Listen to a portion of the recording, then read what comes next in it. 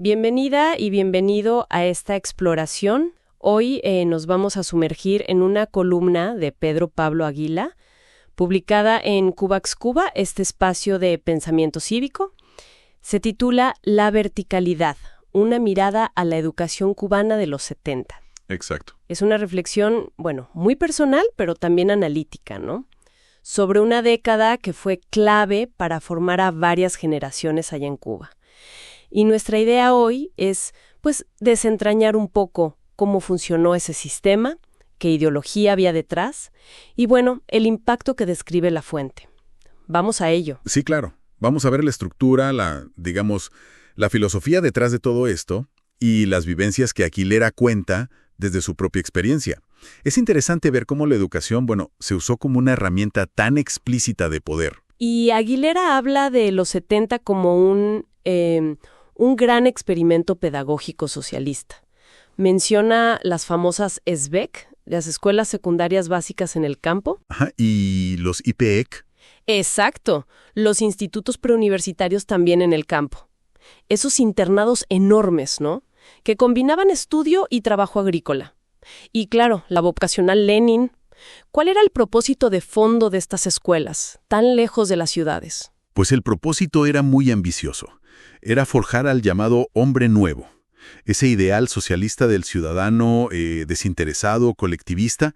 O sea, aunque sí combinaban estudio y trabajo productivo, el objetivo central, según lo plantea Aguilera, era moldear conciencias, aislar a los jóvenes de influencias urbanas que se consideraban burguesas o, críticas. Entiendo. Se crearon cientos de estos centros.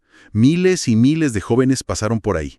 Se buscaba, como dice la fuente, como cortar ciertas raíces para que ese moldeamiento fuera más fácil. Qué interesante esa dualidad que plantea, porque dice que se invocaba mucho a Martí, su ideal, pero en la práctica se aplicaba el método de Makarenko, el pedagogo soviético.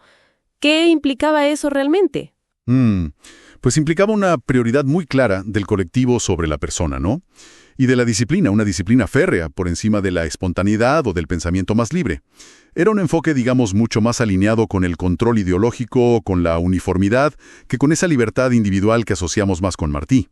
La frase que usa Aguilera es muy gráfica. Dice, se hablaba de Martí, pero se enseñaba con Makarenko. ¡Wow!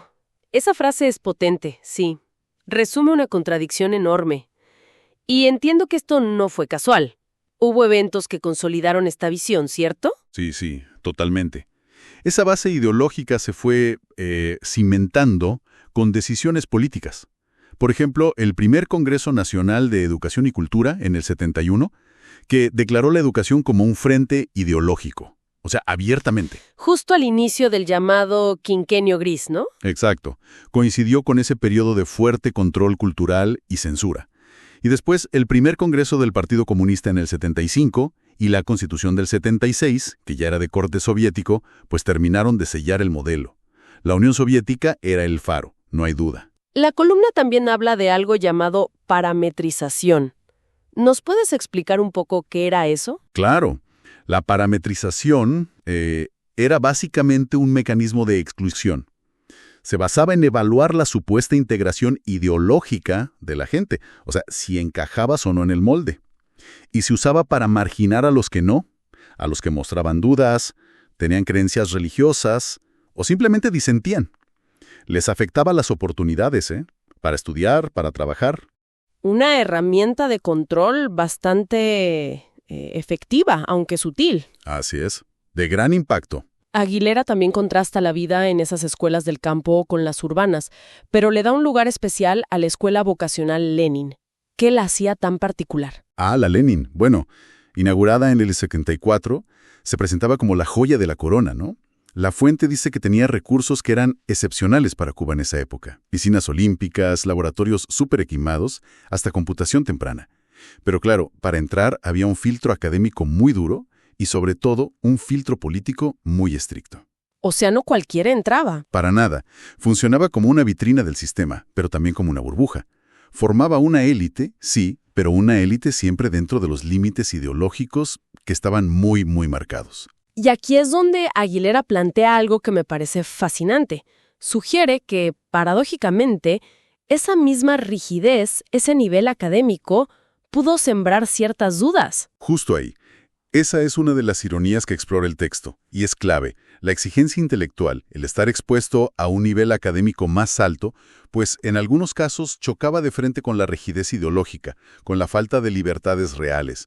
Aguilera sugiere que él, y menciona a otros como Jorge Ferrer, empezaron un proceso de cuestionamiento interno, a veces casi sin darse cuenta al principio.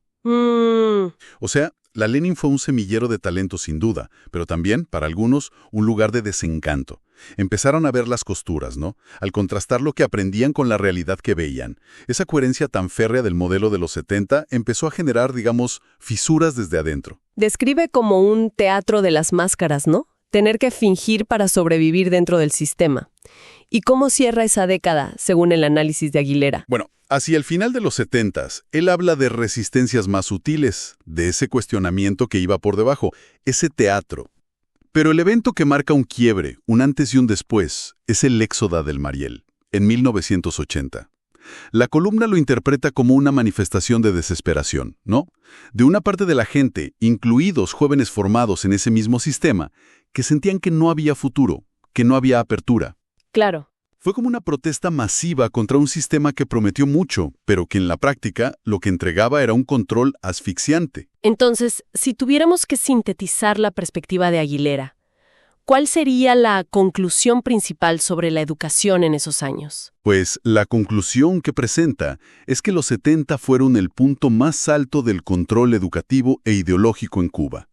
El momento de máxima coherencia, digamos, de ese sistema autoritario en la educación. Pero, y aquí está la ironía, ese mismo intento totalizador de controlar todo, de homogeneizar, pues no logró borrar la capacidad de la gente para pensar diferente. Sin quererlo, ese sistema tan rígido también cultivó un malestar, una conciencia crítica en una parte de esos mismos jóvenes que quería moldear a su imagen. Un análisis realmente revelador, este que nos trae la columna de Pedro Pablo Aguilera en Cubax Cuba, sobre cómo se intentó moldear toda una sociedad a través de la educación, y las complejidades, las resistencias inesperadas que surgieron. Sí, y nos deja pensando en esa tensión, ¿no? ¿Cómo es que estructuras diseñadas para un control tan absoluto pueden sin buscarlo terminar incubando las semillas de su propio cuestionamiento? Es una reflexión sobre las consecuencias no buscadas, ¿no?, de los grandes proyectos sociales. Sin duda. Muchísimas gracias por acompañarnos en este análisis profundo de hoy.